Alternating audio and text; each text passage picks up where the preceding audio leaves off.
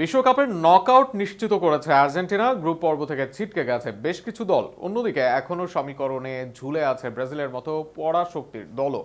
সেক্ষেত্রে বিশ্বকাপের 12টি গ্রুপের 48টি দলের কার কি অবস্থান তা নিয়ে থাকছে প্রতিবেদনে। 2026 ফিফা বিশ্বকাপের গ্রুপ পর্ব শেষ হওয়ার আগেই কয়েকটি দল নিশ্চিত করেছে শেষের 32-এর টিকিট। দুই ম্যাচ শেষে নিজেদের দুর্দান্ত পারফরমেন্সে নকআউট পর্বে জায়গা করে নিয়েছে আর্জেন্টিনা, মেক্সিকো, যুক্তরাষ্ট্র, জার্মানি, ফ্রান্স ও নরওয়ের মতো দলগুলো।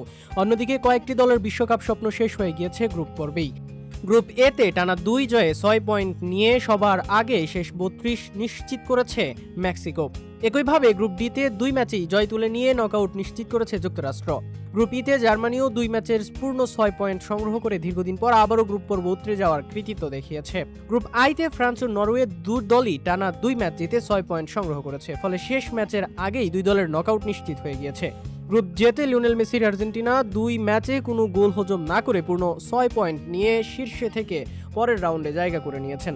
এদিকে কয়েকটি গ্রুপে এখনো শেষ ম্যাচের উপর নির্ভর করছে নকআউটের হিসাব। গ্রুপ বিতে কানাডা ও সুইজারল্যান্ড 4 পয়েন্ট করে নিয়ে আছে এগিয়ে থাকলেও তাদের অবস্থান এখনো পুরোপুরি নিশ্চিত নয়। গ্রুপ সিতে ব্রাজিল ও মরক্কো সমান 4 পয়েন্ট নিয়ে শীর্ষ 2 স্থান রয়েছে।